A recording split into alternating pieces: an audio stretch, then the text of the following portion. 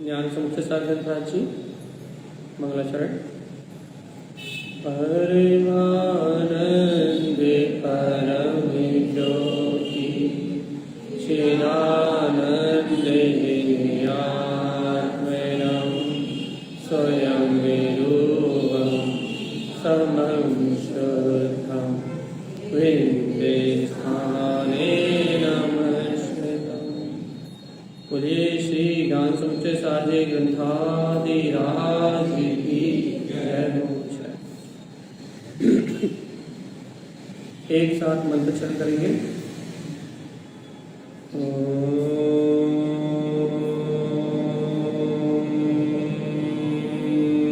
नमः भुवनशिवे नमो नमः।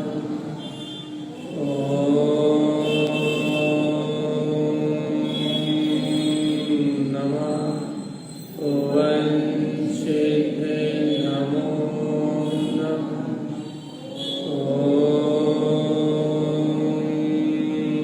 नमः भुवनशिवे नमो।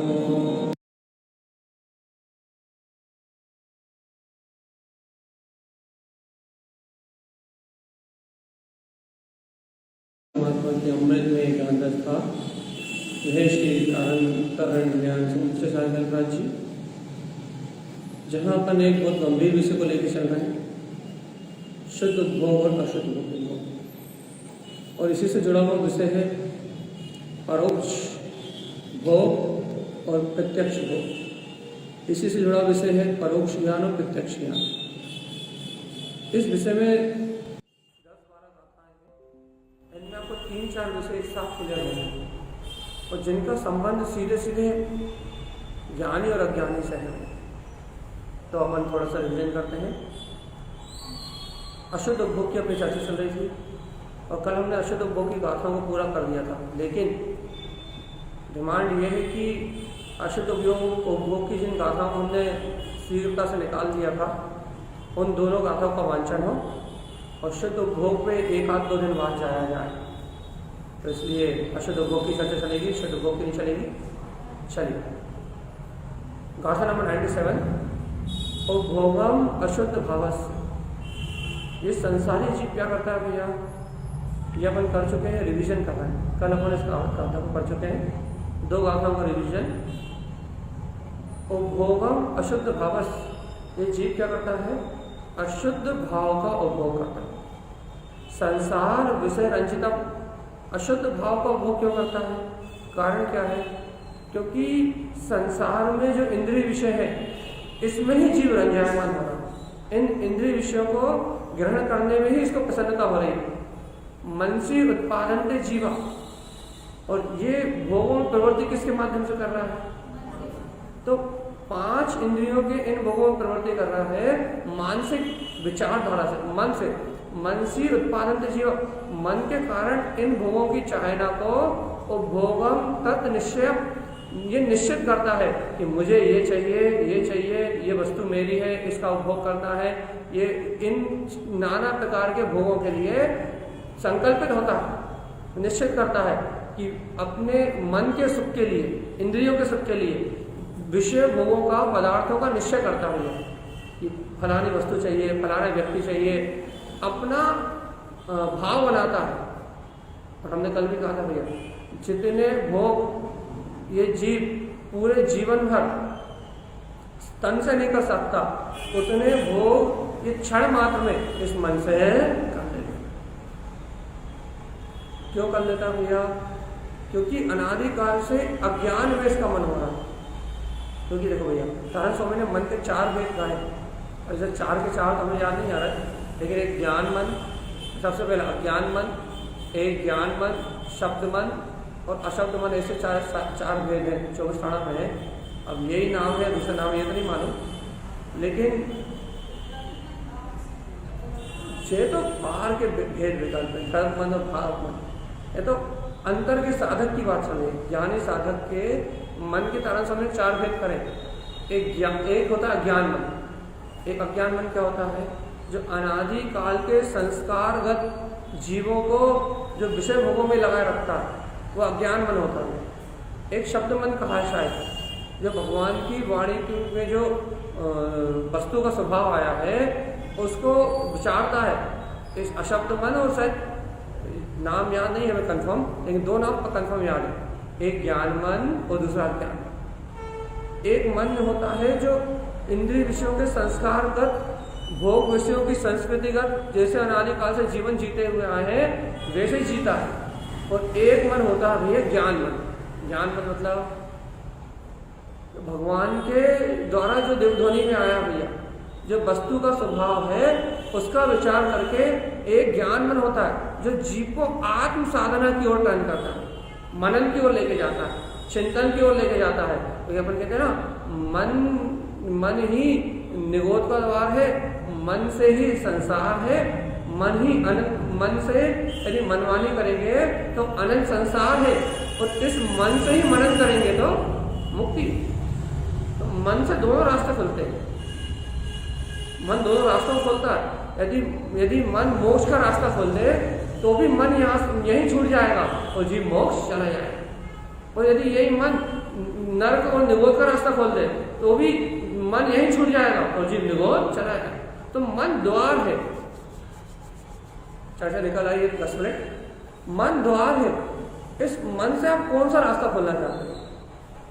यदि ज्ञान मार्ग से आगे बढ़ के आत्मचिंतन, आत्ममनन, संयम, साधना, त्याग, तपस्या, यदि इसका आचरण करके यदि इस मन से सम्यक दर्शन, ज्ञान, चरित्र का सहकार करते हुए यदि इस मन से यदि मोक्ष का मार्ग खोल दिया जाए तो मन आपको, जब तक आप संसार में भैया तब तक ये मन आपको ज्ञान मन की संज्ञा हो जाएगी। क्योंकि ज्ञानियों का जो मन होता है वो, तारण स्वामी का मन देखा आपने, मन हर्षी होले जिन तारण, तो उनका मन का हर्षायमान होता है जब भाई सब मुक्ति की ओर आचरण करें। भैया ज्ञानियों को कब हर्षायमान पना होता है? जब उनका आचरण अपने स्वभाव की ओर हो। और अपने को कब हर्षायमान पना होता है भैया? जब किसी की शादी हो, किसी की पार्टी, तो दोनों की रुचि अलग अलग है ना। खुशी तो दोनों को हो रही है, ज्ञानी को भी खुशी हो रही है, ज्ञानी को खाली खुशी हो रही है भैया। ज्ञानी को अपने ध्रुव स्वभाव की प्राप्ति की आत्म साधना से जो से अंतर उपलब्धियां हो रही है, तो ज्ञानी को अंतर उपलब्धियों की प्रसन्नता हो रही है। वो संसार के बंधनों से छूट रहा है, उसे उसकी प्रसन्नता हो रही है, और अज्ञानी को भी प्रसन्नता हो रही है। ये अज्ञानी को क्या प्रसन्नता हो रही है? संसार की उपलब्धि होगी।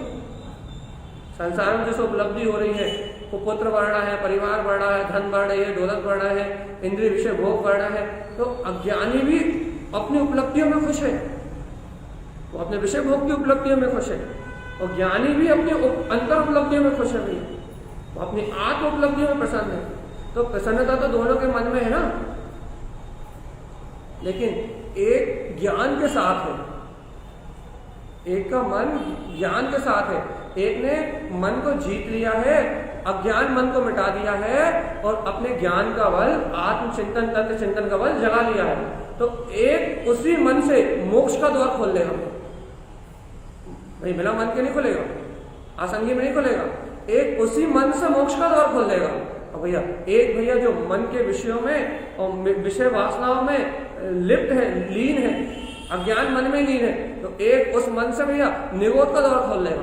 एक मन यही रहेगा, मन नहीं जाएगा, मन तो संगी पर्याय में रहेगा, लेकिन जीव को या तो मुक्ति के लिए भेज देगा और या तो निरोध के लिए भेज देगा। अब रास्ता है, द्वार है, मन में 2 दरवाजे भैया, एक अज्ञान का और एक ज्ञान का। मन में 2 मार्ग है, एक ज्ञान का मार्ग है और एक अज्ञान का मार्ग है। अब अपन कौन सा मार्ग चुनते हैं? दोनों ही मन में है। तो भैया अपन ऐसा कहते हैं ना, मन में कैसे है, हम आपको सिद्ध करके बताना पड़ेगा। तो मन तो भैया अनादिकाल के संस्कारों का पिंड है, विचारों का नाम मन है। तो अब दोनों मन में कैसे है? तो भैया देखो, तो विचारों के पीछे वो ज्ञान ही तो है, ज्ञान नहीं तो विचार कहाँ? भाव मन, जिसे आप भाव मन कह रहे हो, उस भाव मन के पीछे आपको उपयोगी तो है अंतरंग मन। आप अंतरंग मन कह रहे हो, अंतरंग मन आपको उपयोगी तो है। तो देखो उस मन में यदि अनादिकाल के कर्मोदय संस्कार, जो कर्म प्रकृतियां हैं, राग, द्वेष, कर्तव्य, भोक्तव्य, अपनत्व, ममत्व, जो उस मन में संस्कार, काय के संस्कार भैया, शुभ के, अशुभ के, अच्छे के, बुरे के, न्याय के, अन्याय के, जो इस मन में नाना प्रकार के संस्कार हैं, ये कर्म प्रवृत्तियों से जो भाव के रूप में चल रहा है। अच्छे से सावधान अमिता जी, जो इस जीव के मन में राग के, देश के, मोह के, कर्तव्य के, भोक्तव्य के जो संस्कार चल रहे हैं, ये कर्मोदय की प्रकृति है। चाहे विचार रूप में चल रहे हैं, विकल्प रूप में चल रहा है, किसी भी रूप में चल रहा है, ये कर्मोदय का परिणाम है, ये अज्ञान मन है। इसका जन्म, अज्ञान मन का जन्म कैसे होता है? पुद्गल के निमित्त से। यहाँ अपने हृदय के बीच में, यहाँ छोटा इतना सा अष्टदल का, इतना छोटा सा अष्टदल कमल के रूप में जो द्रव मन है, वो तो मात्र द्रव है, उससे हलचल नहीं हो रही, लेकिन वो द्रव मन भाव मन में निमित्त है। तो कौन सा भाव मन में निमित्त है भैया? जो अनादि काल के आपके कर्म के संस्कार चल रहे हैं, उनमें निमित्त है। मान ले रहा भैया, ठीक है ना? सही है कि नहीं? यहां तक ठीक है कि नहीं? यहां तक ठीक आए कि नहीं आए? तो यहां तक अपन ठीक आ गए कि एक द्रव्य मन है जो बाहर से अपने को दिखाई दे जाएगा, एक भाव मन है जो अज्ञान होने के कारण अनादि काल के जो नो कर्म है, द्रव कर्म है, भाव कर्म है, इनके संस्कारों से बना हुआ, जिसे अपन अज्ञान नाम देके खत्म करते हैं। तो एक हो गया भाव मन। अब ज्ञान मन की बात चल रही है, ज्ञान मन। अब ज्ञान मन कहां से लाओ? अब एक मन तो हो गया, एक द्वार तो हो गया भैया, कि जो वर्तमान में कर्म बांधे हैं आपने, ज्यादा पूर्व में जो बांधे हैं और वर्तमान में जो उदय में आ रहे हैं, उनके निमित्त अनुसार परिणमित होते रहो, उनमें अपनत्व करते रहो, उनमें ममत्व करते रहो। ये अनादि काल के जीव के संस्कार है। तो ये हो गया ज्ञान मन। ऐसे ज्ञान मन कहां से लाओगे? हाँ, बस यही, ये जो अज्ञान मन है ना, इस मन को ही पलटना है आपको। कैसे पलटना है? ये अज्ञान मन मतलब ये कर्मों का उदय, चलने वाला विचार आदि जो परिणाम चल रहे हैं, ये अज्ञान मन है। अब यदि इसमें से मैं आत्मा उपयोग लक्षण में हूं ना भैया, चेतन लक्षण में आत्मा हूं कि नहीं हूं, और इस उपयोग जो भाव कर्म आदि जो चल रहे हैं, द्रव कर्म आदि चल रहे हैं, इसके पीछे मेरी चेतना है कि नहीं है, उपयोग है कि नहीं है? उपयोग के बिना क्या इन विकारी भाव, इन संस्कारों को जान सकते थे क्या अपन? नहीं जान सकते थे ना। तो अपन इन उपयोगों को अपना मान रहे हैं अज्ञान के कारण। ये उपयोग क्या कर रहा है? इन कर्मधाराओं को, इन चलने वाले विचारों को अपना मान रहा है अज्ञान के कारण। और यदि यही उपयोग बस रास्ता बदल ले, थोड़ा सा रास्ता बदल ले, क्या रास्ता बदल ले? इन विकारी परिणाम को अपना मानने की जगह, इनसे एकत्र करने की जगह अपने आत्मा से एकत्र कर ले, अपने ध्रुव आत्मा से एकत्र कर ले, तो इस मन से, इस भगवान की वाणी का निर्णय कर ले, वस्तु स्वरूप का चिंतन कर ले, तो इस मन से ही जो अज्ञान का द्वार खुला हुआ था, वो द्वार बंद हो जाएगा और इस मन से ज्ञान का रास्ता खुल जाएगा। क्योंकि आत्मा ज्ञान में है, कहलाएगा मानी वो अभी, लेकिन इस मन से आत्म मनन करने से, आत्म चिंतन करने से, आत्म आराधन करने से, तत्व का विचार करने से इस मन से काय का रास्ता खुल जाएगा भैया? समझ में नहीं आई कहानी? नहीं आई? फिर ये बताओ कहानी समझ में आई कि नहीं आई? बाकी सब चूल्हे में जाने दो पहले सब।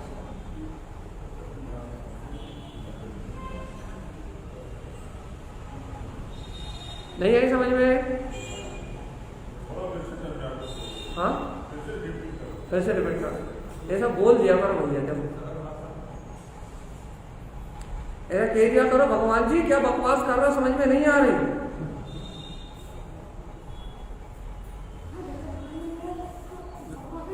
बकवास ही है। तुम ऐसे मूर्ति बन के बैठे हो, हमें देख रहे हो और हम बोल रहे भैया क्या हुआ क्या हुआ क्या हुआ, अच्छा नहीं हुआ भैया। बोलो ना भगवान जी, बकवास समझ में नहीं आई, हिंदी में बोलो, नहीं तो फिर पढ़ के निकल जा रहा है। क्या मतलब है? तत्व चर्चा कोई मतलब नहीं। तत्व चर्चा, तत्व गोष्ठी का मतलब है तत्व को सिद्ध किया जाए, जिस तत्व की चर्चा हो रही है उस तत्व को अनुभव से सिद्ध किया जाए, वो तत्व स्वीकारता में आ जाए, तो हमारी परिणति पलट जाए, तो काम बन गया। और हमने ज्ञान मन भी गा दिया, ज्ञान मन भी गा दिया, और वो सब कुछ गा दिया और खत्म, कहानी खत्म। एक तराजू एक तिराजू दोनों मर गए, कहानी खत्म। मैं चैत्यालय गए थे, बहुत अच्छे प्रवचन सुन के आए, और ये क्या समझ में आई समझ गए?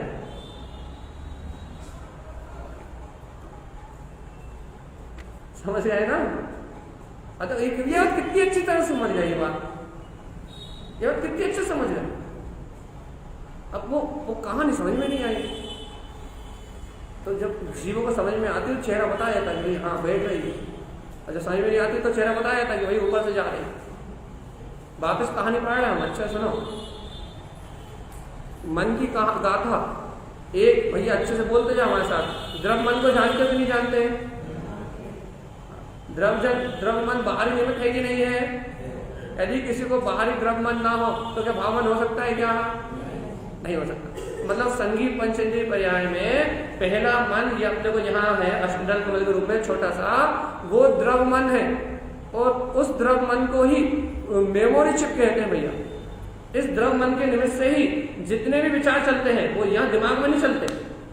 तो दिमाग में तो बुद्धि निर्णय भर करती है, सारे विचार कहाँ चलते हैं? ये आपकी मन रूपी चिप है ना, स्टोर कार्ड, मेमोरी स्टोर का कार्ड। इस स्टोर में इसमें पूरे विकल्प चलते हैं। खोपड़ी सिर्फ निर्णय करती कि ये ऐसा है, ये ऐसा है, ये सही है, ये गलत है, ये बुद्धि का बल है। लेकिन काम कहाँ होता है? पूरा डाटा का स्टोर है, पूरा मन है ना। द्रव मन के निमित्त से भाव कर्मों की सारी संतति है। लेकिन हाँ यही कहा जाएगा कि द्रव मन के अंदर पूरा डाटा स्टोर है, ठीक है, वो निमित्त है, निमित्त अपेक्षा से। पेन ड्राइव निमित्त है, फोल्डर में जो जब उसके अंदर जो डाटा है वो ज्ञान है, वो अक्षर है, वो अलग चीज है, ठीक है। तो ये हो गया आपका निमित्त। अब इस निमित्त के ये जो द्रव मन है, इसके अंतर में जो जीव ने अनादिकाल से राग किया है, द्वेष किया है, कर्तव्य, भोक्तव्य, ममत्व, अपनत्व, ये सारे संस्कार जमा हैं। जैसे मेमोरी कार्ड में डाटा जमा होता है ना, वैसे ही इस द्रव में अनादिकाल से जो इस जीव ने करा है वो पूरा डाटा जमा है भैया, जो इसके संस्कार है। और कैसे जमा है भैया? क्योंकि जैसा इसने क्रिया करी अनादिकाल से, वैसे इसने कर्मों का बंध करा। वैसे द्रव कर्म, भाव कर्म, नौ कर्म माने कि नहीं माने? और जैसे इसने कर्म माने हैं वैसे इसकी सत्ता में है, और जैसे कर्म सत्ता में है वैसे मन की इसकी संगति है। मतलब वैसा मन विचार करता। कहानी सत्य समझ में आ गई कि नहीं आ गई? इतनी समझ में आ गई ना कि जैसा इसने अनादिकाल से कर्म किया है वैसा स्टोरेज इसके अंदर में फिट है। क्यों फिट है? कि जैसे इसने कर्म करे, जैसे भाव करे, वैसे कर्म बने हैं, द्रव कर्म, भाव कर्म, दो कर्म, और जैसे कर्म बने हैं वैसे यहाँ पे फिट हो गए। कोई नए तो बदल सकता नहीं, जो भाव करे थे उस अनुसार कर्मों का आश्रय बंद हुआ, और जैसा आश्रय बंद हुआ वैसा स्टोरेज हो गया। अब ये जो स्टोरेज है ना, इसका नाम अज्ञान मन है। क्यों? इस स्टोरेज के निमित्त से क्या चलते हैं? राग आदि, देश आदि परिणाम। और जीव की इसमें अज्ञान मन क्या है? कि जीव इनमें एकत्व कर लेता है, अपनत्व कर लेता है, ममत्व कर लेता है, इन विचारों को ही सत्य मानता है। इन विचारों में ही अपनी पूरी जिंदगी, ये अच्छा घर का पालन करना जिम्मेदारी, या ये बुरा झूठ बोलना, सत्य बोलना, या फिर शुभ क्रिया करना, अशुभ क्रिया करना, इस स्टोरेज, ये जो स्टोरेज, जो इस स्टोर में जो पिक्चर चलती है ना, जीव पूरा जीवन इसमें खत्म कर देता है। यहाँ तक की कहानी समझ में आ गई? कोई को यहाँ तक कहानी में यदि किसी को कोई प्रश्न हो, कुछ पूछना हो तो बता दो। किसी से पूछ लेंगे, पहले बता देना। जब बच्चों को पढ़ाते हैं वैसी बात है। यहाँ तक की कहानी क्लियर? मस्तिष्क बीमार होता है तो मन चलता है, चाहे कोमा में चले जाओ मन नहीं रुकता, कहीं भी चले जाओ मन का स्टॉपेज नहीं है। क्योंकि मन में तो विचार का संग्रह है, और मन में यदि आपको बुद्धि तक जानने में नहीं आ रहा, इसका मतलब ये नहीं कि मन बंद हो गया। मन के तो विचार कर्म होते तो जब तक संगी पंचेंद्रियपना है तो जीव को 6 पर्याप्ति है, 6 पर्याप्ति है तो मन पर्याप्ति है, और मन पर्याप्ति है तो जीव को मन को परिणमन कराने की शक्ति है। ऐसे जैसे कोई गूंगा हो जाए तो क्या उसे वचन पर्याप्ति है कि नहीं है? वचन पर्याप्ति है, लेकिन कंठ में गले में कोई खराबी होने के कारण बोल नहीं पा रहा, वो बात अलग है, लेकिन वचन पर्याप्ति तो है भैया, चाहे वो ऐसे कर रहा हो, लेकिन वचन पर्याप्ति तो ऐसे ही कोई ब्रेन हेमरेज हो, दिमाग फट गया हो, चाहे कुछ हो गया हो, लेकिन मन कभी बंद,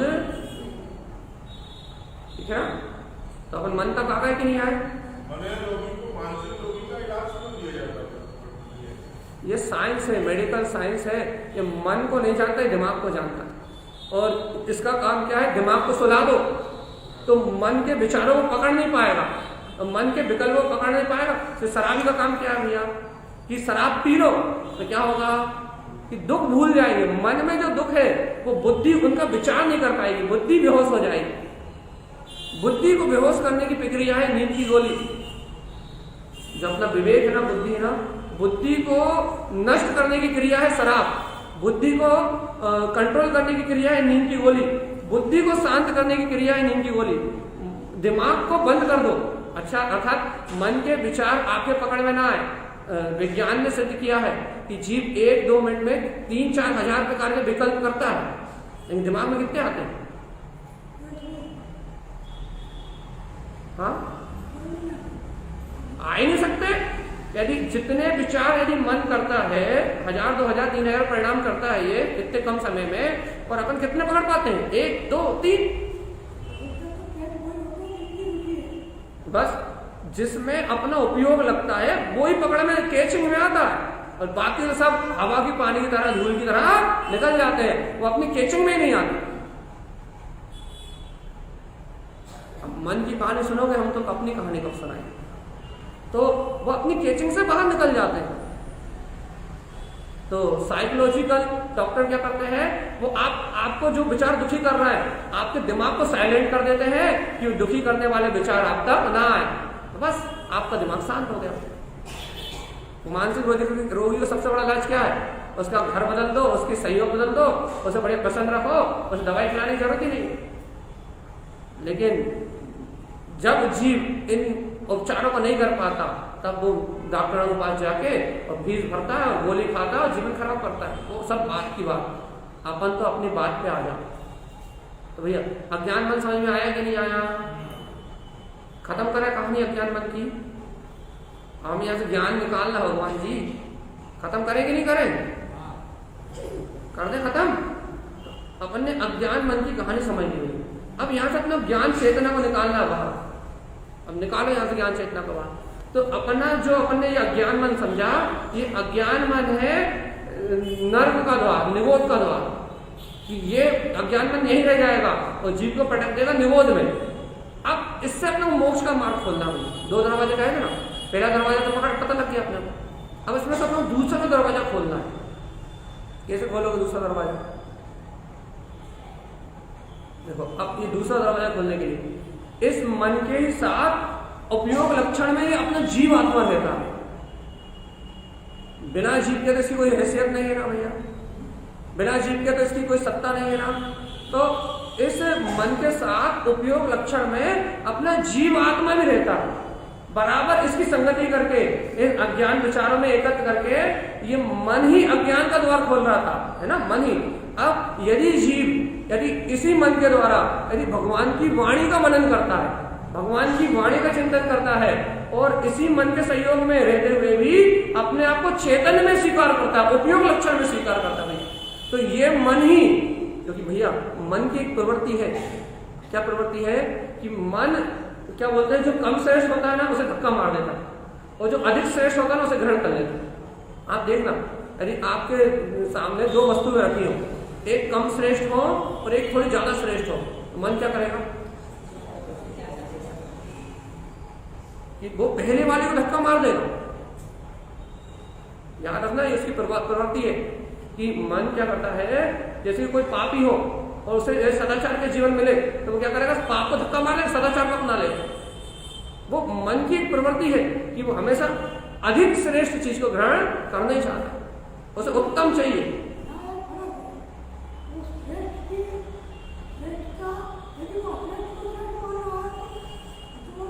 और उस श्रेष्ठता का निर्धारण उसकी रुचि है। श्रेष्ठता का निर्धारण उसकी रुचि होती है, मतलब मन को जो रुचता है वो श्रेष्ठ होता है। ठीक है, वो श्रेष्ठता को ग्रहण करता, हाँ, श्रेष्ठ वस्तु को ग्रहण करता है। ठीक है, ये मन की प्रणाली होती है। अब देखो, हम आपको लॉजिक पे ले जा रहे हैं। अब ज्ञान मन कैसे जगाएंगे अपन? सुनो, प्रैक्टिकल की चर्चा है ये। अब इसके बीच में से अपन ज्ञान मन को कैसे जगाएंगे? अब कहानी आपने सुन ली। ये उपयोग रूपी जो चेतन आत्मा है, यदि ये इस समय इस चलने वाले मन के संस्कारों के बीच में यदि अपनी जागृति कर ले, अपनी जागृति कर ले, क्या सिद्ध कर ले कि मन की जो प्रणाली है, ये मन के जो विचार है, इनका ही नाम भाव कर्म है और ये अनादि काल के संस्कार के कारण चल रहा है और मैं इनसे अनभिज्ञ हूं, मैं इन्हें नहीं जानता। जान तो रहा हूं, नहीं जानता, मैं इन्हें नहीं करता, मैं इन्हें नहीं भोगता, मैं इनकी प्रणाली में शामिल नहीं होता, मैं इनकी प्रवृत्ति में शामिल नहीं होता। क्यों? क्योंकि मेरी प्रवृत्ति जानना, देखना और शुद्ध बुद्ध त्रिकाली गायक परमात्मा, मेरी प्रवृत्ति चैतन्य में है, मेरी प्रवृत्ति ज्ञान में है। यदि जीव को इस मन के साथ रहते रहते अपने उपयोग लक्षण में आत्मा का बोध हो जाए तो यही मन स्वाध्याय में लगता है, यही मन आत्मचिंतन में लगता है, यही मन त्याग में लगता है, यही मन तपस्या में लगता है, यही मन साधना में लगता है, या यही मन वीतरागता में लगता है। वीतरागता मन से प्रकट नहीं होती, लेकिन वीतराग स्वभाव को ग्रहण करने में यही मन लगता है। तारण स्वामी नहीं कह रहे थे, चित नोटारे मेरे मन रहियो रे, यह उपजिए ममल स्वभाव। अब उनका मन ममल स्वभाव के सहकार में लग रहा है। वो अपने चित्त से कह रहा है, ये चित्त तो नोटा है, चित्त नोटा मतलब चित्त तो पलट जाता है। अनादि काल के संस्कार आते हैं, राग के संस्कार आए तो चित्त उचक के राग में बैठ जाता है, देश के संस्कार आए चित्त उचक के देश में लग जाता है, कर्तव्य के संस्कार आए चित्त कर्ता बन जाता है, भोक्तत्व के संस्कार आए चित्त भोक्ता बन जाता है। चित्त तो पलट जरा जरा बंदर की नोटा, जैसे बंदर बार बार उछाल लगाता है, शांत नहीं बैठ सकता, वैसे ही चित्त नोटा है। कभी मन कभी चित्त यहाँ लग जाता है, कभी यहाँ लग जाता है, कभी यहाँ लग जाता है, कभी यहाँ लग जाता है। लेकिन अब क्या कह रहा है, मेरे मन रही, अब मेरे मन के अनुसार रहेगा। तो भैया आपका मन क्या है? तो भैया अब हमारा मन है मनन करने का, अब मन है मुक्ति को प्राप्त करने का, अब मन है संसार में जन्म मरण मिटाने का, अब मन है इस पंच परावर्तन से छूट जाने का, अब मन पंच परावर्तन करके संसार में डूबने का नहीं है, अब मन है मुक्ति को प्राप्त करने का। तो यदि अब मन बन गया हो मुक्ति को प्राप्त करने का, तो फिर बताओ, लेकिन ज्ञान मन बनेगा भैया। अज्ञान, देखो ज्ञान मन मतलब सरल परिभाषा, जो अज्ञान संसार का साथ दे वो अज्ञान मन, और जो भगवान की वाणी और अपने शुद्ध आत्मा के साथ हो वो ज्ञान मन। सरल, बिल्कुल एक लाइन में पकड़ने वाली परिभाषा। जो मन आत्मनन आत्मचिंतन के साथ दे तो वो ज्ञान मन, क्योंकि उसमें तत्व का बल है।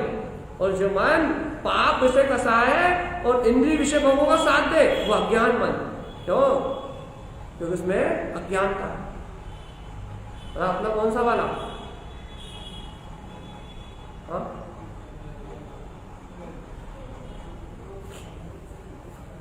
अपना कौन सा वाला?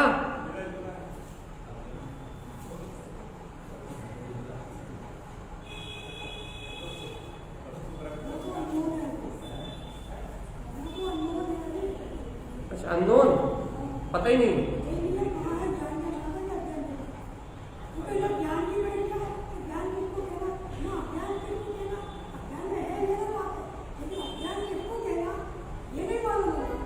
सही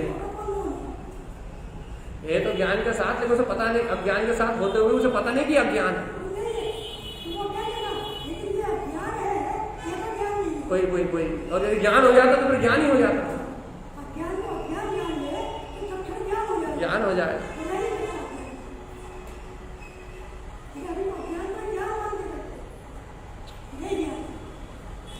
भैया देखो सलटने का मार्ग है, हम गाथा बोल ही नहीं पाए, हम वापस गाथा की ओर जाना है। अगर मन समझाने में पूरा आधा घंटा निकल गया कि मन किसे कहते हैं। सिर्फ हम मानो पाठशाला पढ़ा ही हमने आधे घंटे में, तो मन किसे कहते हैं बस ये पढ़ा है, सिर्फ पाठशाला पढ़ाई बच्चों वाली। अब हम आगे बढ़ने की कोशिश कर रहे हैं। मन से उत्पादन थे जीवा, ये जीव मन से उत्पन्न करता है भैया। और भोगम तत् निश्चय। अब देखो, अब ये आ गई, अब देखो सिद्ध कर सकते हो। मन से क्या निश्चित करता है? अपने उपभोग को निश्चित करता है। क्या उपभोग करना है तुम्हें? मन में चलने वाले पाप, विकार, राग, द्वेष, कर्तव्य, भोक्तव्य, इन परिणामों का भोग करना है क्या? ये निश्चित अपन करते हैं, निश्चित करने वाला मन नहीं है। मन से तो भोग उत्पन्न होते हैं, मन तो इच्छाएं करता है, मन से उत्पादन थे। मन में ये जीवा लिखा ना, जीवा, तो जीव मन की संगति करके क्या करता है? अपने उपभोगों को निश्चित करता है कि हमें कौन कौन से भोग करना है। और यदि ये जीव अपनी सामर्थ्य को जगा ले, अपनी शक्ति को जगा ले, तो ये जीव ये निश्चित करता है कि मुझे इन मन के भोगों से, अज्ञान भोगों से नहीं जुड़ना, मुझे अपने आत्मा का, अपने ज्ञान स्वभाव का भोग करना है। निश्चय तो अपना है, मन तो निमित्त है। मन के विचार तो निमित्त है, मन के विचारों का जो संयोग है वो तो निमित्त है, लेकिन निर्णय किसका है? अब आप कहोगे निर्णय तो बुद्धि का है। देखो भैया, आचार्य ने एक बहुत अच्छी बात कही, क्या? कि जीव बुद्धि के बल पे मन को लगाव कर सकता है। अब बुद्धि से मतलब क्या है? सम्यक बुद्धि, ज्ञान से जुड़ी हुई सम्यक बुद्धि, तत्व से जुड़ी हुई सम्यक बुद्धि। जीव बुद्धि के बल पे, विवेक के बल पे अपने मन पे अंकुश लगा सकता है, क्योंकि बुद्धि पे अंकुश लगाने वाला, वो मन पे अंकुश लगाने वाला सिर्फ बुद्धि है, विवेक है, और कोई मन पे अंकुश नहीं लगा सकता। मन तो दिन रात इतनी कल्पनाएं करता है, लेकिन अपन क्या करते हैं? लोग व्यवहार में जी रहे हैं। तो उदाहरण, हम लोग व्यवहार में जी रहे हैं, मन तो कहता है कि दारू पी के घूमो, लेकिन हम लोग व्यवहार में जी रहे हैं, तो हम शराब पी के नहीं घूम सकते। मन तो कैसी कल्पनाएं करता है भैया कि जो ना कर सके वो सब कर लो, लेकिन हम लाज, हमारी बुद्धि निर्णय देती है क्या? समाज में रहना है तो तुम ऐसा नहीं कर सकते। मन तो कहता भैया जी ऐसे प्रवचन करते हैं, अगर दो खींच के दो, लेकिन मन क्या कहते हैं? अब बुद्धि क्या कहती है? समाज में बैठे हैं, जैसे कैसे दे दो, विद्यमान। तो मन तो क्या करता है? मन तो बिल्कुल खुला खाम है भैया उसका, वो तो अपने संस्कारों अनुसार परिणाम करता है। लेकिन बुद्धि क्या करती है? उस पर अंकुश लगाती है कि ये सही है या ये गलत, या तुम ये कर सकते हो, तुम्हारी सामर्थ्य है, ये तुम्हारी सामर्थ्य नहीं है, तुम इस बात को कर भी पाओगे या नहीं कर पाओगे, ये तुम्हारे हित में या हित में है। तो ये काम किसका होता है? ये दिमाग।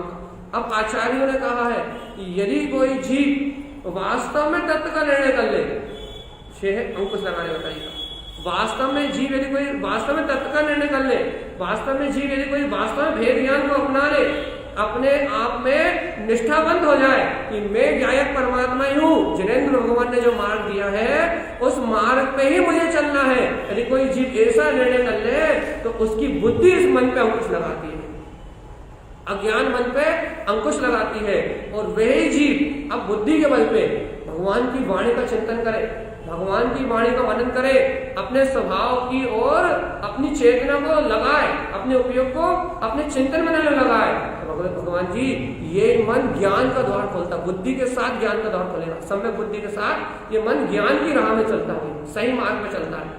और जब सम्यक बुद्धि के साथ ये मन सम्यक अथवा सही राह पे चलता है, तब मोक्ष का मार्ग खुलता है। अब बताओ अपन कहाँ चलना चाह रहे हैं? लंबी कहानी हो गई यहाँ से, कहाँ चलना चाह रहे हैं?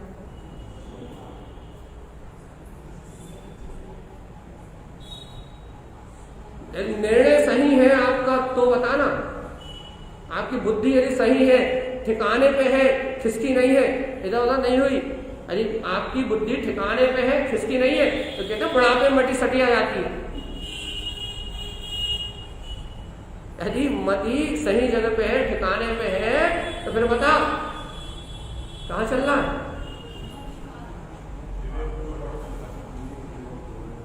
याद रखना, मन तो अपनी माया फैलाएगा ही, लेकिन आपकी बुद्धि उस पर अंकुश लगाएगी। और कैसे अंकुश लगाएगी? ऐसे विचार से नहीं, समाज के लाज से नहीं। अज्ञानी क्या है? अज्ञानी समाज लोक लाज के कारण अपने मन को छुपाता है, मन की बातों को दबाता है। अज्ञानी क्या करता है? लोक लाज, समाज की लाज, घर वाले क्या कहेंगे, परिवार वाले क्या कहेंगे, पड़ोसी क्या सोचेगा, दुनिया में लोग क्या कहेंगे। अज्ञानी लोक लाज के कारण अपनी मन की बातों को दबाता है। और ज्ञानी क्या करता है भैया? उसे लोक लाज से कोई लेना देना नहीं, लोक लाज के अनुसार आचरण तो करता है, लेकिन वो अपने मन को लोक लाज के कारण नहीं दबाता। वो क्या करता है? अज्ञान का दमन करता है, सम्यक निर्णय के द्वारा वो अज्ञान का दमन करता है। वो मन को मारता नहीं है, वो मन को मिटाता है। एक होता है मन मार के जीना, भैया आप भैया क्या करें, अब पुण्य का उदय नहीं है तो रो रो के जी लो, मन मार के जी लो, अब पुण्य उदय नहीं है। अब भैया हमने आपसे 2 बात कही, अब हमारी पावर ज्यादा है और आपकी पावर कुछ नहीं है, तो आप क्या कहोगे? भैया हम मन मार के जी लो। अब कुछ कह तो सकते हैं नहीं, कुछ कहेंगे तो उल्टा पिटेंगे, तो फिर क्या है? मन मार के जी लो। एक अज्ञानी होता है जो मन मार के जीता है, और एक ज्ञानी होता है जो मन को मिटा के जीता, खत्म करके जीता। अब जो मिटा के जीने वाला है ना, उसका नाम ज्ञानी, और जो मार के जीने वाला है ना, वो अभी ज्ञानी की संज्ञा में नहीं है।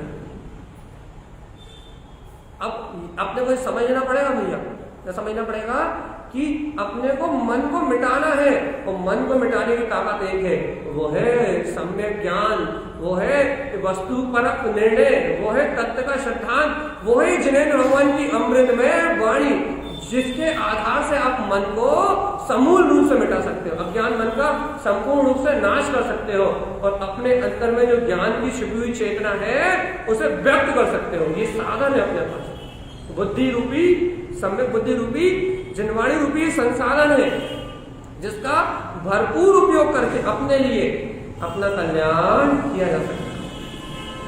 अपन क्या कर रहे हैं भगवान जी? अब गाता छू भी नहीं पा रहे हम आज, कहाँ से हमारे दिमाग में चढ़ गई बात ना जाने, तो परिणाम नहीं ऐसा हो रहा है, निकल ही नहीं पा रहा उससे बाहर। तो क्या कह रहा है कि ये सम्यक बुद्धि के दृढ़ निश्चय से ये जीव उस मन को अपने अनुसार मोड़ सकता है, इतनी ताकत है अपने पास। लेकिन अपन अपनी शक्ति का प्रयोग करते हैं कि नहीं?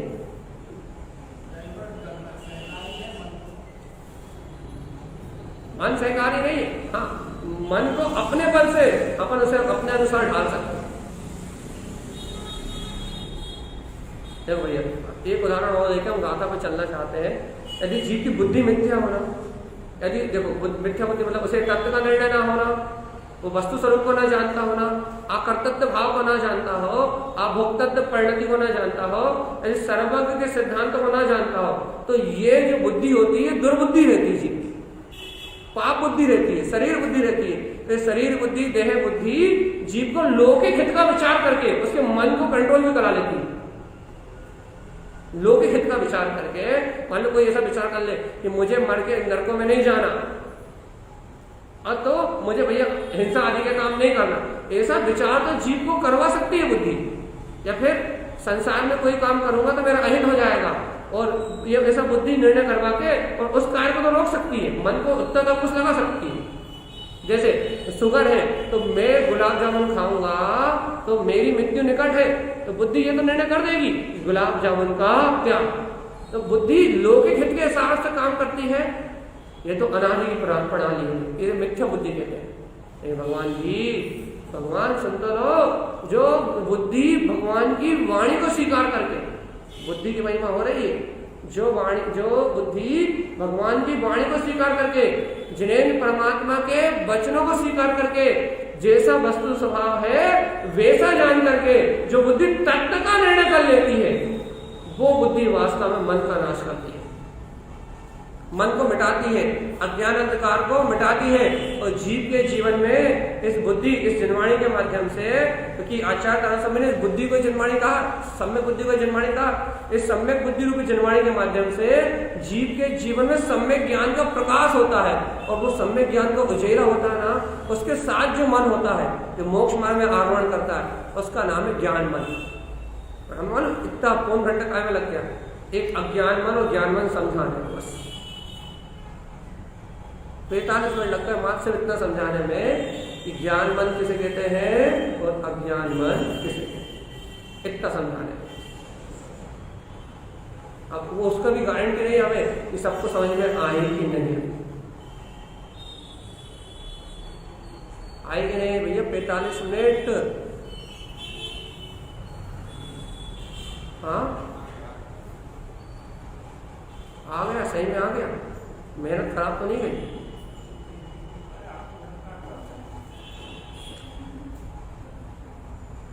हाँ अभी आवाज 2-3 निकल रही है। कितनी मेहनत कर लो, तो जिसके जब जो होना है, जो जिसके ज्ञान का विषय बनना है वो ही बनेगा, कुछ कर लो आप। तो हम अब सीधे गाथे पे जाए, ताना समिति कराएं, मन से उत्पादन थे जीवा, मन से ये जीव अपने भोगों का निश्चय करता है, बस ये समझ लो। अब उससे क्या होता है भैया, देखो अब क्या होता है, उपभोगम मन विचलन थे। अब क्या होता है, अब वो उस जीव का मन क्या करता है, उन उपभोग के लिए विचलित रहता है हमेशा, क्योंकि जिनकी कल्पना करता है, जिन विषयों को चाहता है, उन विषयों के लिए इस जीव का मन विचलित रहता है। और अब जिन विषयों के लिए इस जीव का मन विचलित रहता है, भोगम तस्य प्रवर्तते, फिर उन भोगों को प्राप्त करने के लिए प्रवृत्ति करता है। फिर न्याय नहीं देखता, अन्याय नहीं देखता, नीति नहीं देखता, अनीति नहीं देखता, सदाचार नहीं देखता, अनाचार नहीं देखता, निमित्त नहीं देखता, स्थान नहीं देखता, वस्तु नहीं देखता, व्यक्ति नहीं देखता, झूठ नहीं देखता, सत्य नहीं देखता, मायाचारी नहीं देखता, छल नहीं देखता, कपट नहीं देखता। हम झूठ बोल रहा है, सत्य बोल रहा है, मायाचारी कर रहा है, छल कर रहा है, कपट कर रहा है, क्यों नहीं देखता? क्योंकि उन उपभोगों की, उन वस्तुओं का उपभोग करने की लालसा इतनी अधिक हो जाती है, इतनी अधिक हो जाती है कि फिर उन्हें प्राप्त करने के लिए प्रवृत्ति हो ही जाती है। फिर सारा विवेक खत्म,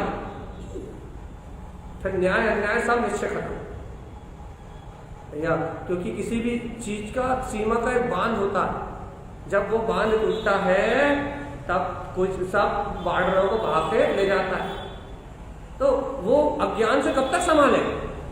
मनी मन इच्छा कर रहा है, मनी मन कामना कर रहा है, मनी मन उस उपभोग की भावना भा रहा है, और उस उपभोग की भावना भाते भाते भाते भाते, और जैसे ही संयोग मिला वैसे ही प्रवर्तते, उस अनुसार प्रवृत्ति करने लगता है। इसे कहते हैं पहले ही ज्ञान से जीत लो, फिर तुम्हें कोई दिक्कत ही ना। और आगे देखो भैया, आगे क्या करता है, विकहा राग विषम छेद, और विकथाओं के द्वारा अपने राग की, विषय राग की पूर्ति करने के लिए। विकथाओं से काय की पूर्ति होती है, अपने इंद्रिय विषयों के राग की। ऐसे आप गुलाब जामुन नहीं खा पा रहे तो भैया गुलाब जामुन 8 दिन से नहीं खाई, कितनी अच्छी लगती है, कितनी अच्छी बनती है, कैसी होती है, कितनी, उसके गुणानुवाद कर दो, क्या होगा भैया, वो हो जाएगा, जरूर खाओ आप। आप यदि आपकी राजनीतिक रुचि है और आपको नगर गली का पार्षद बनने का मौका भी नहीं मिल रहा भैया, अब रुचि तो है राजनीति क्या करे, तो दिन से लेकर रात तक वो पार्षद ने ऐसा नहीं किया, वो राष्ट्रपति को ऐसा करना चाहिए था, प्रधानमंत्री में दिमाग ही नहीं है, वो क्या बोलते हैं राजपाल को ऐसा करने नहीं आता, मोहल्ले में पुलिस वाले को कुछ करने नहीं आता, ऐसा ऐसा दिन भर उनकी चर्चा करते रहो। क्या होगा इससे? जो आपको राजनीति का भूत है, उस भूत को आप भुनाते रहो। तो भोग तो निरंतर हो रहा है ना, हो रहा है कि नहीं हो रहा?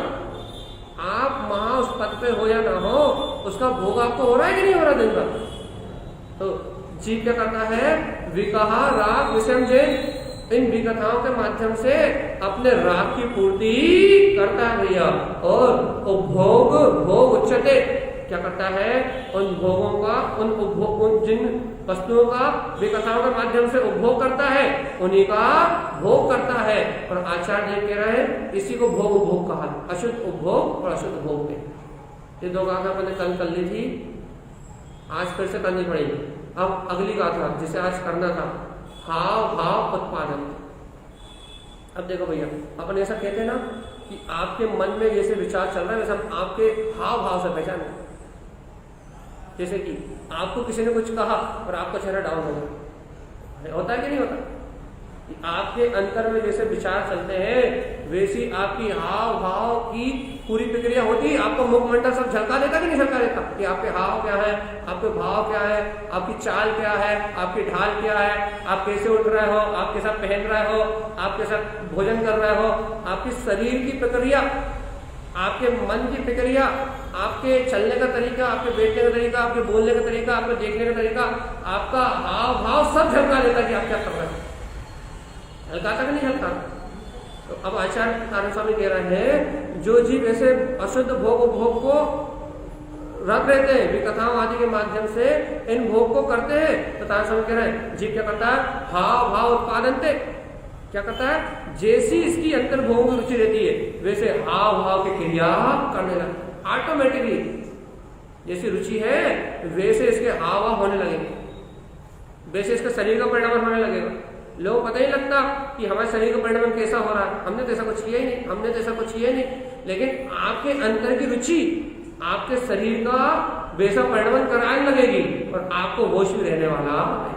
वैसे हाव होने लगेंगे, वैसे भाव होने लगेंगे, वैसी आपकी क्रिया होने लगेगी, आपको पता ही लगेगा। जैसे एक उदाहरण, जैसे जिन लोगों को गाली देने की आदत है, जो बात बात में गाली देते हैं, उदाहरण है समझाने के लिए, तो अपने आप उनसे बोलो बात करते करते, अरे तूने गाली बकती, मैंने बकी नहीं, पता ही नहीं। क्यों नहीं पता? क्यों नहीं पता? क्योंकि वो उस चीज में इतना रच पच गया है, इतना उस चीज में डूब गया है कि अब उसे उस बात का होश ही नहीं है कि मैं गाली बकता करूं। ये बात समझ में आई ना? ऐसे हाव भाव समझाने के लिए बताया कि जिस जीव के प्रति, जिस वस्तु के प्रति, जिस चीज के प्रति अपन अति आसक्त हो, जिसके उपभोग में अपन अति दिन रात लीन हो, तो अपने आप ही शरीर से, हाव से, भाव से, क्रिया से ऑटोमेटिक उस चीज की व्यक्तता होती है और उस बात को अपन स्वयं नहीं पकड़ पाते। सामने वाला यदि कोई देखने वाला है तो वो पकड़ता है कि आपका हाव, आपका भाव, आपकी क्रिया क्या हो रही है। कोई देखता है, जैसे आजकल के बच्चों को देखो, जब आजकल बच्चों को देखते हैं तो उनके हाव भाव देख के अलग समझ में आता है, अरे इनके कैसे संस्कार, क्यों समझ में आता है भैया? क्योंकि अपन ने जो सात्विक जीवन जिया है तो अपन उसके जीवन को जब उस तरीके से देखते हैं तो अपन स्पष्ट समझ में आता है कि जनरेशन कहाँ जा रही है। तो उनके अंदर की प्रणाली, उनके पहनावे में, ओढ़ने में, उनकी बात करने में, हर चीज में झलकती है नहीं झलकती? लगती है। वैसे ही अपन जो अंतर में उपभोग करने का विचार करते हैं वो अपनी बॉडी से, अपने हाव भाव से, अपनी क्रिया से, अपने एक्सप्रेशन से, उससे सबसे झलकता है। तारा स्वामी कह रहा है जैसे भोग करने की भावना करता है, हाव भाव उत्पादन से, हाव भाव से भी वैसे जीवों को ले जाने की कोशिश करता है। अपने हाव भाव अच्छे बना लो, किसी को आकर्षित करना हो तो वैसे हाव भाव करने लगो तो सामने वाला वैसा आकर्षित होने लगे। ये क्या कहे, ये एक तरीके का जीव को आकर्षित करने का तरीका है। तो संसार तो क्षणिक ही है, संसार तो माया जाली क्षणिक ही है, यहाँ कोई शाश्वत है ही नहीं। तो वैसे हाव भाव, वैसी क्रिया करके, चाल ढाल से वैसा जीव उत्पन्न करता है और क्या करता है, विभ्रम अनेक चिंतन, अनेक प्रकार से विभ्रम भाव को चिंतन करता है। विभ्रम भाव मतलब ऐसे भाव जो जीव के चित्त को भ्रमित करते, बस इतनी परिभाषा। कौन से भाव भ्रमित करते हैं? आपने सबको मालूम, अपने जीवन में कौन कौन से भाव, कौन कौन सी पर्याय, कौन कौन सी परिणति अपने उपयोग को भ्रमित करती है, जिस कारण अपना उपयोग अंतर स्वभाव की ओर नहीं जाता। ये सब अपने को पता है। इसको कटाक्ष, हमने कल भी कहा था भैया, दो मीनिंग वाले शब्द बोलते, यदि आपको किसी से कोई बात बोलनी है तो आप भैया 2 मीनिंग वाला शब्द बोलो। यदि आपकी दाल गल गई तो ठीक, यदि हमारे स्वाद की पूर्ति हो गई, हमारे काम की पूर्ति हो गई, हमारे भोग की पूर्ति हो गई तो ठीक, हमारी मनमानी चल गई तो ठीक। और दूसरे मीनिंग के बोल दो, यदि नहीं चली तो हम तो ऐसा कह रहे थे। तो कटाक्ष करना भैया, अपनी भाषा से, अपनी बोली से ऐसे शब्दों का उपयोग करना, ऐसी भाषा का उपयोग करना, ऐसी युक्ति को अपनाना जिससे भैया जिसे कटाक्ष कहते हैं। और कटाक्ष के बाद निरीक्षण तो हम सब जानते हैं भैया, निहारना, स्त्रियों के अंगोपांग से लेके, बाहर में सुंदर वस्तुओं से लेके, पुरुषों से लेके किसी भी चीज का निरीक्षण करना। तो उपभोग के लिए जीव क्या करता है भैया? कटाक्ष करता है, जैसे हाव भाव बनाता है, बेशक उनका विभ्रम रूप चिंतन करता है, उनका निरीक्षण करता है। जीवा और भोगम तस उच्चते, इन सब को करते हुए जीव क्या करता है? निरंतर अशुद्ध भोग को ही करता है। किसका जीवन है ये? अशुद्ध भोग में किसका जीवन है? किसका है? हाँ, शर्म आ रही क्या है ना भैया? पक्का ना?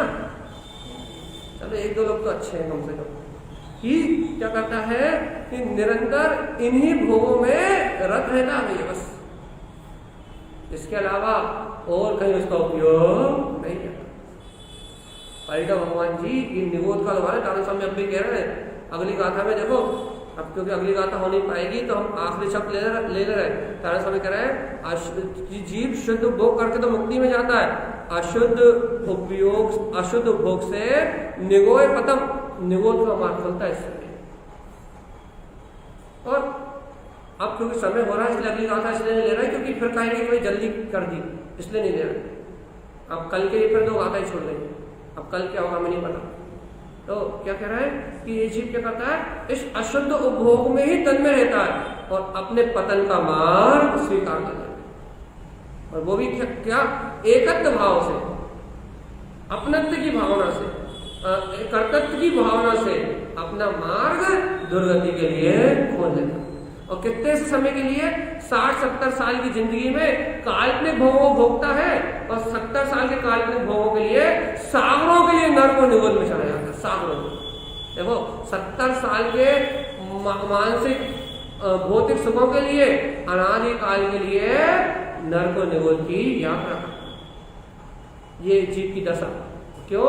क्योंकि तत्व का निर्णय न करने के कारण से, बस जीव को जीव न मानने के कारण से, बस जीव को शरीर मानने के कारण से शरीर के सुखों को ढोता रहता है, इंद्रिय सुखों के लिए पागल होता रहता है, इंद्रिय भोगों के लिए दिन रात तत्पर रहता है और इन इंद्रिय भोगों को कुछ समय भोगता है और पाप का उदय आने में इनका जब वियोग हो जाता है तो उनके लिए क्या करता है? विरह में जलता है, उड़ता है, आप दुखी होता है कि मेरे भोग कैसे छिन गए।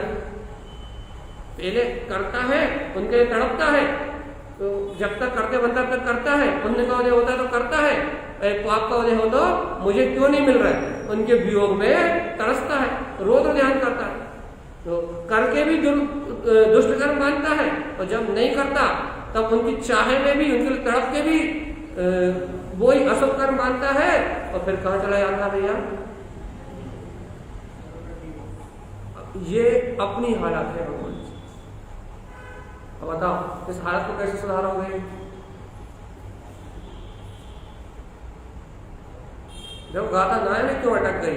हम तो आज मन में थे कि 3 गाथाएं करके और शुद्ध उपभोग में जाएंगे, नहीं वो एक ही गाथा हुई है, हम कुछ नहीं कर सकते और मन की कहानी निकल आई। तो क्या करें बोलिए, जल्दी बताओ अपन कैसे सुधार सकते हैं, क्या कर सकते हैं? सुबुद्धि के अलावा कोई उपाय नहीं है। तुम इस मन पे अंकुश लगाने का सम्यक बुद्धि के अलावा कोई उपाय नहीं है, कोई उपाय नहीं है, कोई उपाय नहीं, कोई नहीं रोक सकता है। ये अपनी चाल चलेगा, ये अपने अनादिकाल के संस्कार अनुसार परिणमित होगा। ये जैसे इसने जीवन भर भोग करे उस अनुरूप ये भाव करेगा करेगा और करेगा। इस संसार में सुख दुख का निर्णय करेगा, लेकिन तुम्हें ये निर्णय करना पड़ेगा कि संसार में ना सुख है और ना दुख है। सुख तो आत्मा की खान में है भैया। सुख तो चेतना में है, सुख तो जिनेन्द्र भगवान ने जो मार्ग स्वीकार किया उसमें है, सुख तो महावीर भगवान को प्राप्त हुआ था जब उन्होंने संसार को त्याग दिया।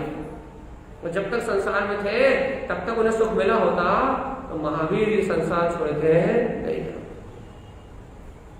आपकी सम्यक बुद्धि के अलावा आपके मन को कोई रोकने वाला कोई दूसरा, सही बताओ भगवान की इस सच्ची बुद्धि का ध्रुव भैया, इस सम्यक बुद्धि का उपयोग करना है या फिर अनादिकाल से पापा जीते हुए आ रहे हैं, जैसे पड़ोसी जीते हुए आ रहे हैं और जैसे संसार जी रहा है वैसे जीना है। इस मनुष्य भाव का, जनवाणी का, अपनी सम्यक बुद्धि का उपयोग करना है कि जैसी परंपरा चली आ रही है, रघुकुल रीत सदा चली आ रही, प्राण जाए पर संसार न जाए।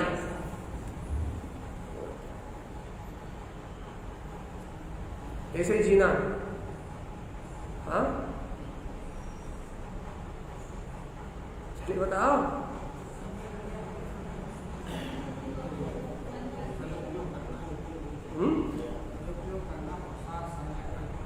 तो अपने को यहाँ, अपने को देखो कोई जीव किसी पे हथेली लगाने वाला नहीं है। यहाँ अपने को अपना ही अंतर पुरुषार्थ जगा के अपनी प्रज्ञा श्रेणी से दो को दो करना है। हम रोज इसी की बात करते हैं, अपनी प्रज्ञा श्रेणी के बल पे दो को दो करना है। ये मन का और मन के संस्कार का परिणाम अलग और मैं जीता जागता चेतन में आत्मा अलग, इन दो को दो करना है जीवात्मा। तो जब तक इन दो को दो नहीं करोगे तब तक इस आत्मा का हित होने वाला। ये कर दो इस प्रज्ञा श्रेणी का उपयोग, इस सम्यक बुद्धि का उपयोग, ये वीतराग भगवान की वाणी का उपयोग कर लो।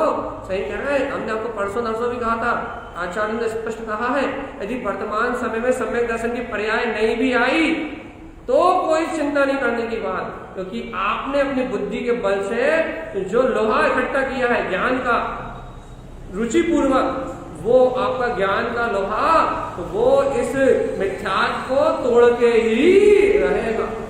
और एक भाव बात नहीं तो चार भाव आप तोड़े, आपकी होनार जागेगी जागेगी और जागेगी। लेकिन भगवान आत्मा क्या कह रहा है, उपयोग कर लोगे तो, उपयोग नहीं करा तो नहीं करा तो हाँ,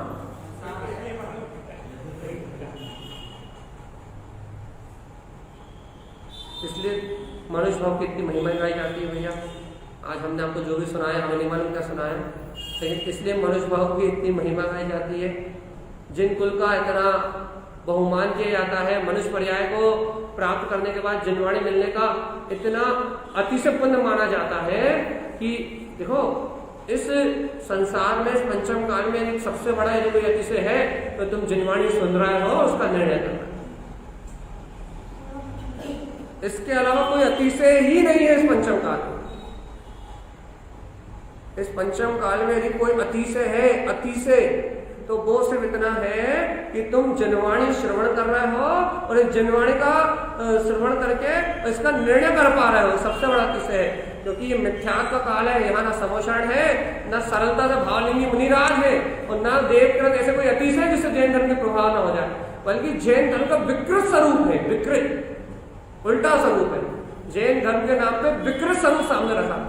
इसके बाद भी यदि आप भगवान की वाणी सच्ची देशना सुन रहे हो और सत्य का निर्णय कर रहे हो, तो ये इस पंचम काल का सबसे बड़ा अतिशय और तुम्हारा महान अतिशय पुण्य कर्म का उदय है कि तुम इस दिव्य ध्वनि को सुन पा रहे हो, भगवान के आचार्यों की वाणी को सुन पा रहे हो।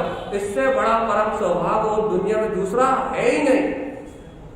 इसके बाद भी यदि अपन इसका उपयोग न कर पाए, प्रज्ञा श्रेणी का इतना समझने के बाद भी यदि अपन अपनी बुद्धि को सटीक सही रास्ते पे ना लगा पाए, अपने मन पे अंकुश ना लगा पाए, तो अपना जीव कभी ना कभी हित करने वाला नहीं।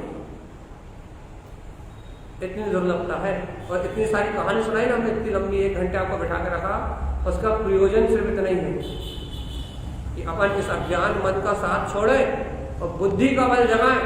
जो बुद्धि पड़ोसी का निर्णय में लगती है, जो बुद्धि क्या बोलते हैं राष्ट्रपति को सलाह देने जाती है, जो बुद्धि इंद्र को भी बता देती है बारिश कब करना है और कब नहीं करना, जो बुद्धि नरक में भी चली जाती है नारकियों को समझाने के लिए, लड़ क्यों रहे हो, शांति रखो। इस बुद्धि को समझाओ कि ना देवताओं को बदल सकते, ना पड़ोसी को बदल सकते, ना घर वालों को बदल सकते और ना नारकियों को बदल सकते। जिनका परिणाम है वो सब स्वतंत्र है। तुम राष्ट्रपति को सलाह नहीं दे सकते, वो तुम्हें सुनेगा भी नहीं। भैया तुम अपने आप को सुधार लो भगवान आत्मा, अपने तत्व का निर्णय कर लो, अपने वस्तु स्वरूप का विचार कर लो, तो अपना हित हो जाएगा। और यदि ये बुद्धि दुनियादारी में लगी रही तो गए निगोद, दूसरा कोई रास्ते नहीं, दो ही रास्ते हैं, या तो मोक्ष चले जाओ या तो नीचे चले जाओ। चुनाव आपका, जिंदगी आपकी, सुख दुख आपके, या कोई किसी का है ही नहीं, कोई किसी का एक समय का साथी नहीं है। जब जिसका पुण्य पाप का उदय है तब वैसा उचित भोग कर रहा है, और जब पुण्य पाप का उदय जैसा जिसका उदय आधीन परिणाम है वैसा सुख दुख भोग रहा है। अब जब सब अपना अपना खा रहे हैं, अपना अपना भोग रहे हैं, तो फिर कोई किसी का साथी नहीं। साथ मानना ही अज्ञान का। वही अपना समय हो गया है, हम समय के साथ समापन कर रहे हैं। कल फिर असुख भोग की 2 गाथाएं रह रही हैं। इन 2 गाथाओं के साथ फिर नए विषय के साथ आपके साथ मिलेंगे भैया। सभी तक सभी से जयकारण करण, जय जय जय नमस्तु।